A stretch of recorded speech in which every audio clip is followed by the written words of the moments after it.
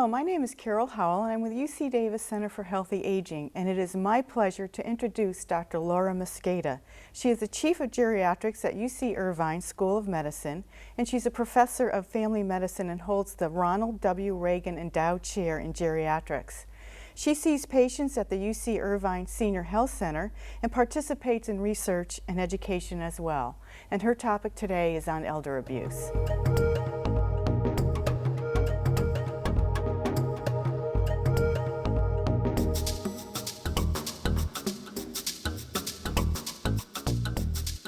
Thanks, Carol. It's a pleasure to be here to talk to you about this important topic of elder abuse.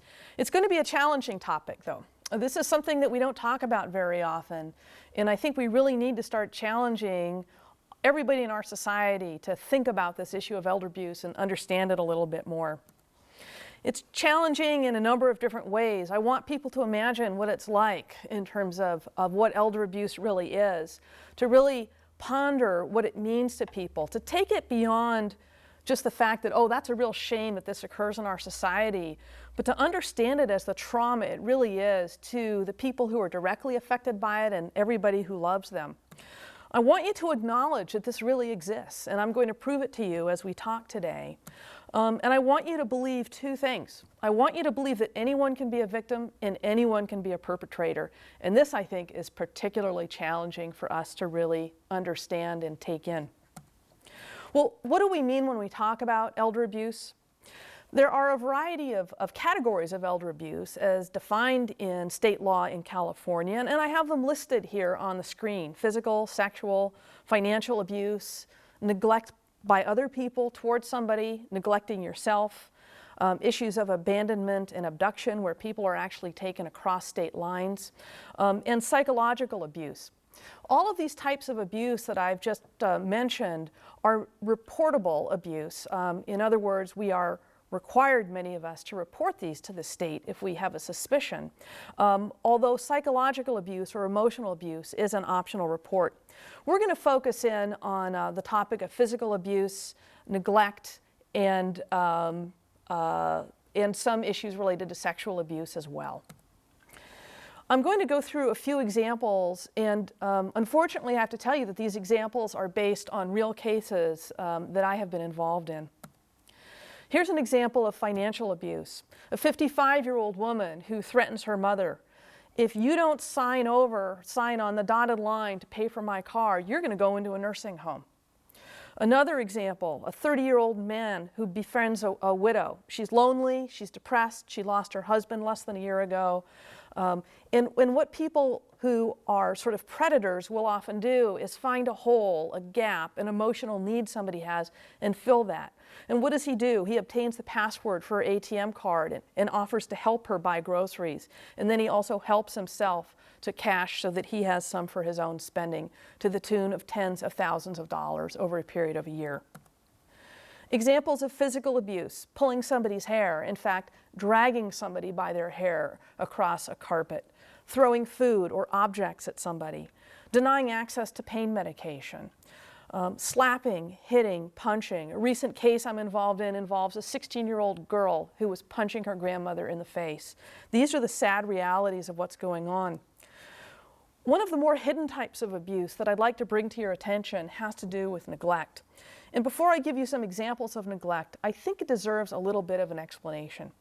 When we talk about neglect, we're talking about a relationship, somebody who has assumed responsibility or care and custody for another individual who's unable to care for themselves. And when this person who has assumed this responsibility does not provide appropriate care, such as basics, food, clothing, and shelter, medical care, making sure the person's hygiene is reasonably taken care of, looking after things like health and safety hazards, when these things are not attended to in a reasonable way, we call this neglect. Here are some of the examples that I've seen. People who are lying in urine and feces, and I don't just mean a dirty diaper for a few minutes here or there. I mean people who are lying in their own urine and feces for hours, days, weeks at a time. People who have very elongated, filthy nails, matted hair, living in filthy conditions. People who are not fed or given fluids and they become malnourished and dehydrated. It's not good enough for somebody who's unable to get around to just leave some food at the bedside if they can't reach for it and feed themselves. People who develop deep open wounds that we call pressure sores, sometimes all the way down to their bones, because no one has repositioned them and they're unable to move on their own. These are some examples of neglect that we see. Well, how common is this problem of elder abuse? It's a great question, but it's a very hard one to answer. As you can imagine, it's hard to just knock on somebody's door and say, is anybody abusing grandma? So the question then becomes, how do we figure out how common a problem it is? We also need to understand that there are some difficulties in establishing abuse related to people's reluctance to even admit it's occurring.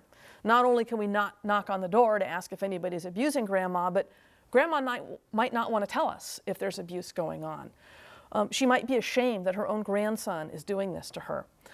Many older adults fear losing their independence and in fact would rather remain at home in an abusive situation than go to a facility such as a nursing home. Again, a very sad reality. And unlike children, older adults can just sort of fade quietly away in our society and nobody thinks about it, nobody questions it. With kids, if they don't show up at school, we wonder what has happened to them. But we're very accepting of older adults sort of disappearing, oh, they got sick and you never see them again. So it's hard to know really what's going on sometimes. People who are being abused might be so incapacitated physically, cognitively, emotionally, that they're unable to even report that they're being abused. So people might be too incapacitated to report, but the other thing that sometimes occurs is that signs of abuse may be missed or mistaken for usual aging. After all, it's pretty common to have bruises as we get older. It's not uncommon to have a hip fracture, and so it can be really difficult to tell whether or not some of these injuries were a result of abuse or just something that happened by mistake. So I'm going to give you our best guess or guesstimate in terms of how common abuse is, but we also want to recognize that it probably is an underestimate. The best study we have so far is called the National Elder Abuse Incidence Study, published 10 years ago now, 1998, where there was some attempt to quantify the problem. And this is what they found, is that in a one-year period, there were 236,000 reports of seniors abused at home and 50,000 reports of abuse in nursing homes. I want you to really pay attention to this because one of the common myths is that abuse occurs in nursing homes and it's really not an issue in society, when the reality is that the vast majority of abuse occurs in private homes and the most common perpetrator is a family member. What did they learn? Well, not only do you have 236,000 reports of abuse in the community, 50,000 in nursing homes, but for every report of abuse, at least 5, some people think maybe triple that, go unreported. So when you look at the numbers, you're talking about at least 1 million older adults in 1998 victims of abuse. This is a big problem. So what happens now when we start projecting out in terms of numbers of older adults who live in the United States? And let's take a look at a graph for just a moment to examine this issue. You can see that the number of people over the age of 65, of course, is rising at a very, very rapid rate. One of the wonderful things now is that our life expectancies have gone up in a very dramatic fashion in just the past 100 years. But pay attention in particular to this red line, people who are 85 and over. They are the most rapidly growing segment of our society in the United States. Their numbers of people over the age of 85 are growing at an exponential rate. Look at the way the number takes off after the year 2030, and that's not very far off. Why do we have a special category for elders? In California, the law is that after the age of 65 is when we call something elder abuse. Does that mean it's okay to abuse somebody when they're 64 and then on their birthday at 65 it becomes criminal?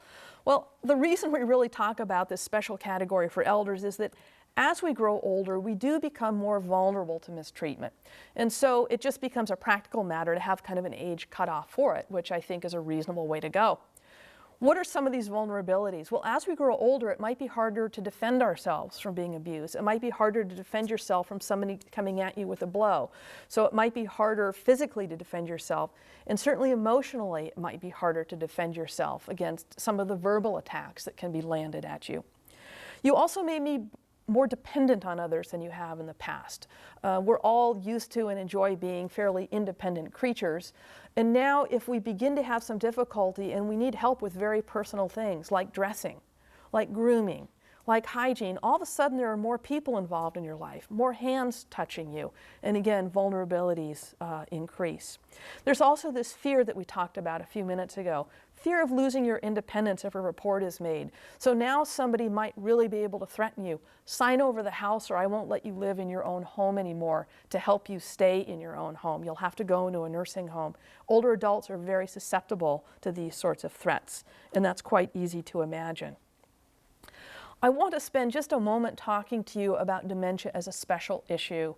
I certainly have observed time and time again that people with dementia are particularly vulnerable to elder abuse.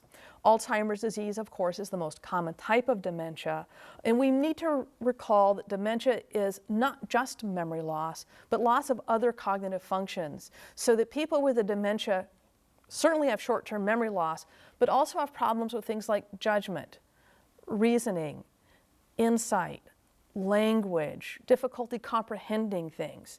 And so you can imagine as people go through different stages of dementia, their risk of abuse also can be quite high. So in the early stages, when you're having memory trouble and difficulty comprehending things, people might have you sign on the dotted line and you might lose thousands of dollars, you might lose your house, other sorts of financial abuse that occurs.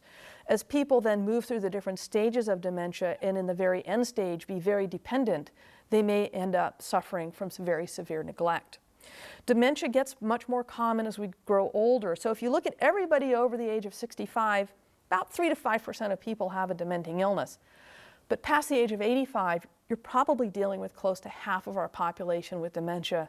And remember back to that slide we looked at a moment ago in terms of the growth of people over the age of 65, the growth of the number of people over the age of 85 in our society. People who have dementia may be unable to report abuse. You may no longer be able to use a telephone or know how to make a report.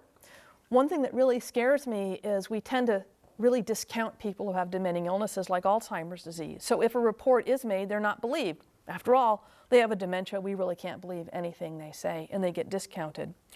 And people, particularly in the middle and later stages, may be unable to even recognize that they're being abused because they have such severe cognitive difficulties, they don't even comprehend the bad situation that they're in. Well, why is this happening? Why does elder abuse occur? And we don't really know the answer to this question, but I want to throw out a few possibilities for us to think about, and perhaps you can argue about them with some folks later on.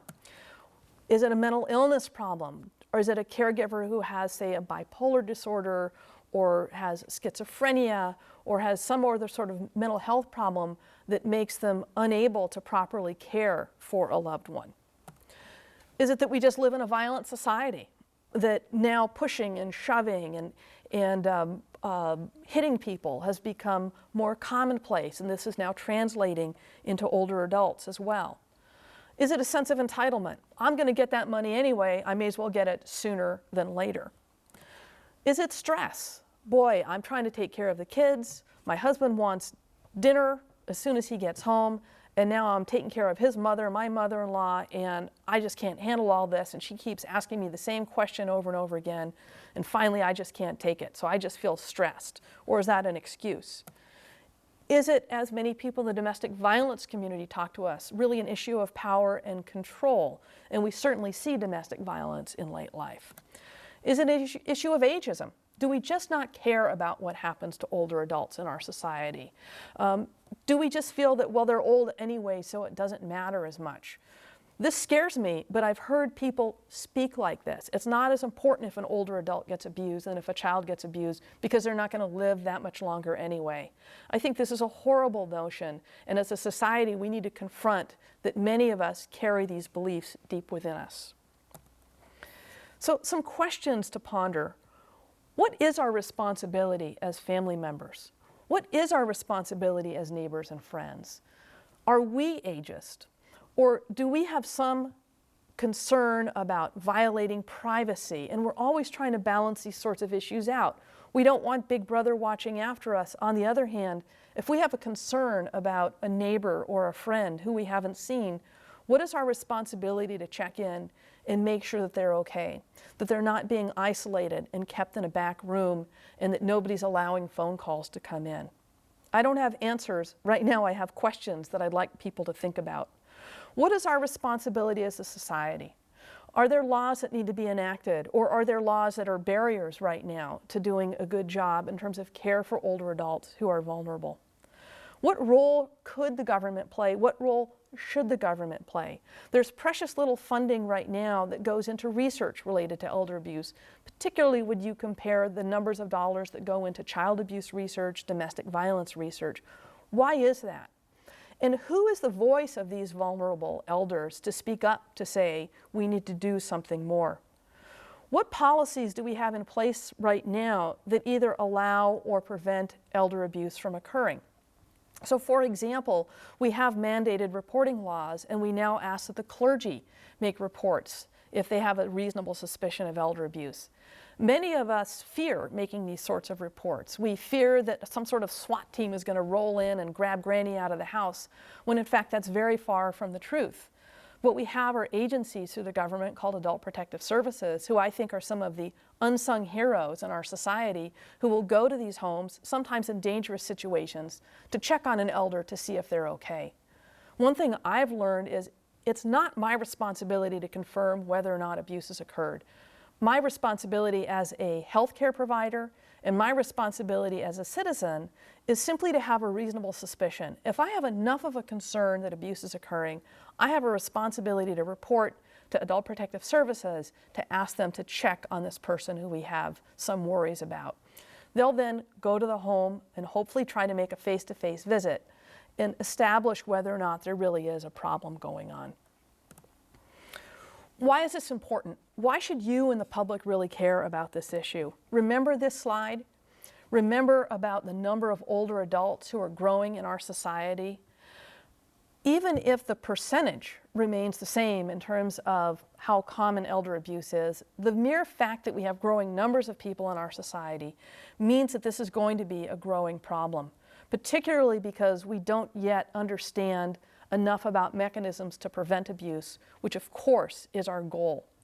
So as the number of older adults in our society grows, and the number in particular of people over the age of 85, the most vulnerable members of our society, grows at an exponential rate, we have to care, and we have to really take more of an activist role in preventing and identifying and doing something when we think elder abuse has occurred. Someday this could be you. Any one of us can be a victim. Any one of us can be a perpetrator. We need to understand and believe these as truisms. I hope I've gotten you a little bit angry. I hope I've stimulated your interest so that you'll want to learn more about the issue of elder abuse. I hope that you'll want to get involved in either a small or a big way. A small way that you can get involved would be to just go and tell 5 people about what you've learned. Just tell 5 people that this is a problem, and you'll help us a great deal. You can also join an organization that we're starting called Elder Peace, which is really a grassroots advocacy organization. Because if you're 85 years old and you have Alzheimer's disease and you're being abused, you have no way to really go vote. You have no way to advocate for yourself. And we really need to help folks on their behalf so that this problem doesn't continue. I thank you for your attention.